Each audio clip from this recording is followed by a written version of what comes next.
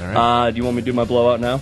No, we'll save that to the end. I want to run through my 5. We actually we had the same picks on 3 of the 5. All right. The ones that we agree on, the Sugar Bowl, Florida-Cincy, that's actually my number 1. I'm most looking forward to seeing that game outside of the Iowa game, the Iowa State game, and the national championship. We also agreed on the Sun Bowl, Oklahoma-Stanford. That's actually my number 4. My number 5 is the Holiday Bowl, Arizona-Nebraska, for no more reason than to watch Sue for one last time in that pool. Because what's going to happen next year is he's going to get drafted by a really poor team in the NFL. Probably either the Buccaneers. No, it'll be the Buccaneers or the Rams, most likely.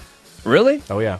Those are the 2 worst teams right now, 1-win teams. Browns have at least won a couple games. They beat Pittsburgh. Yeah. Anyway. The Browns are better than somebody. Hey, who knew? It's Eric Mangini, man. He's gone after this year. I don't know. We'll see. If Mike Holmgren goes there, that remains to be seen. But anyway, let's talk for another time. Staying on topic here, I got a couple more that I really am looking forward to seeing. These are 2 that you did not get to. Number 1 is the Capital One Bowl, actually, in which Penn State University squares off against LSU. Reason I like this game a lot is because I think, like we saw a few years ago in the Capital One Bowl between Iowa and LSU, I think it's going to be a similar type of game between these 2 teams. Penn State's a very similar type of offense to what Iowa has. They're a mirror of each other. They're the same team. So watching these 2 teams go at it, I've seen LSU play this year. They're a very similar type team. They've run the same type of offense. And I think Penn State and LSU makes for a really interesting watch. You know what my problem with LSU was this year? I mean, you come up on there, and they never won in a big spot, really, did they? No, they lost at Mississippi, which is probably one of the reasons why Iowa's in the BCS this year. Yep, that was a big help. But I mean, you win at Georgia, you lose at to Florida. Close game though. You beat Auburn, which was awesome because really nobody likes Gene Chizik. No, they don't. And I just.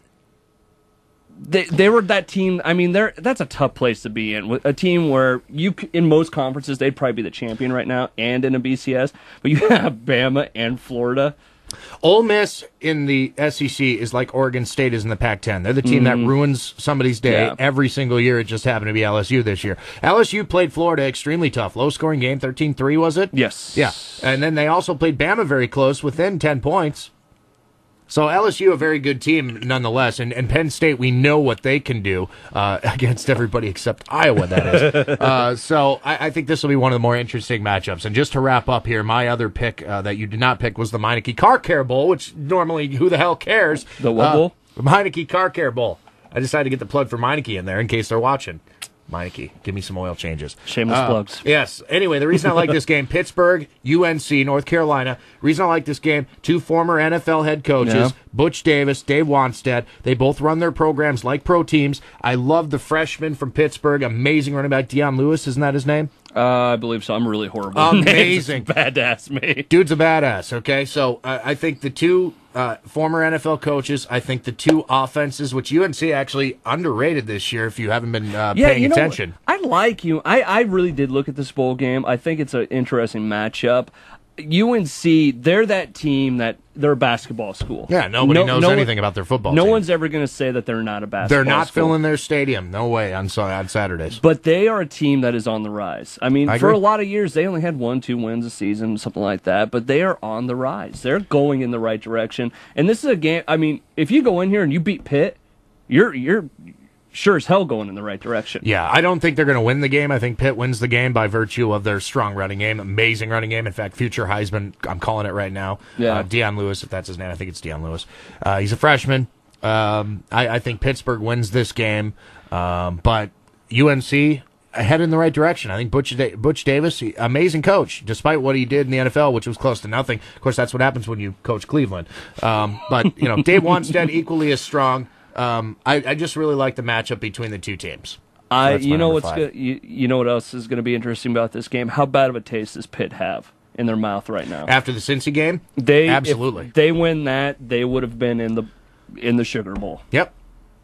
I agree. They have a lot to play for, and they're upset, and I think they take it out on UNC. But I think it's going to be a fun bowl to watch anyway. All right, now we come to the part of the day where we have our big blowouts. You want me to go first, or you want to? You go first. I have the definitive answer to this question. All right. There's no question about who's going to get blown out the worst. Okay. So go ahead. See if you agree with me. You're going to be really... I think this is going to surprise you a lot. Okay. The Sun Bowl. Oklahoma and Stanford. Well, as we mentioned when we talked about the game, I think Stanford wins this game pretty handily. This is the thing, though. I think if Oklahoma gets a foothold, they are going to go after Stanford. One, because they haven't had a lot of bowl success lately. Okay? No, they've been terrible. terrible. Their season has not been what everybody thought it was going to be. One of the reasons for the expectations, real quick, the fact that they even went to the national championship last year, which I think was crazy. Of course, I'm a Texas fan, so I would say that. I mean, you know, the only team that lost on the road in that Big 12 conference in the Big 12 South last year was Texas. No. All the other teams lost at home. Hello? How does Texas not go to that championship game? So the expectations were there, even though the team wasn't necessarily as good as everybody thought they were. The argument of whether or not they should have been in last year, you know, it's up in the air. But I think that Bob Stoops and that team, they have to have something this year. They have to have something to hang their hat on. And Stanford, who's got a really good quarterback, they're ranked. Harbaugh is a great coach. He's doing great things out there. I think they're going to go after Stanford, and if they can do it, they're going to put up points against them. They are going to be relentless because they need it. That is what you call a dark horse pick, ladies and gentlemen. They think about it though for a second. They need this. They are a desperate team right now.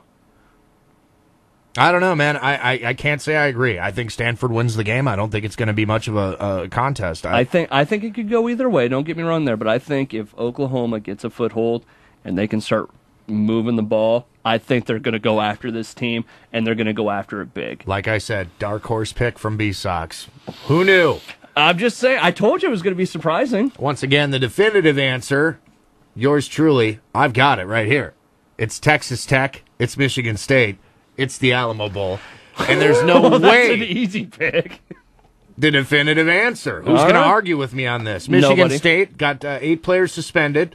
They're not a very good team to begin with. Yes. And on the other hand, Texas Tech, high-powered. They can score, and the only reason they didn't in some contests this year is because some of those teams in the Big 12 South, hey, they're pretty good. So, yeah, they really are. I think Texas Tech, I think they wiped Michigan State right off the map, and, you know, I really don't like Coach D'Antonio. Nobody does. No, personally, I really don't like you, Coach, in case you're watching, and so this is one of the reasons why this pick is for you. I like that pick, though. Thanks, sir. I do, because really nobody likes him. I think Texas Tech scores in the 50s. I think Michigan State will be lucky to get on the board. They might get a gimme at the end, maybe a field goal. 7 to 10 points at the most. They'll be under 10 points. Yep. I agree, and I think Texas Tech scores in the 50s. I really do. With Mike Leach and his system, they'll be lucky if they keep them under 100. It's like watching Hawaii a couple of years ago. Oh, with Colt Brennan? With Colt Brennan. Remember that? Where he'd throw the ball 70 times a game? Yeah. Fun. Oh, that's going to be a fun game to watch. So agreed. All right. Well, thanks for tuning in to our college football preview. Hope you all enjoyed it. And if we did. I did. We had fun. I mean, didn't kill each other. No. Can you tell that we've talked about this stuff before?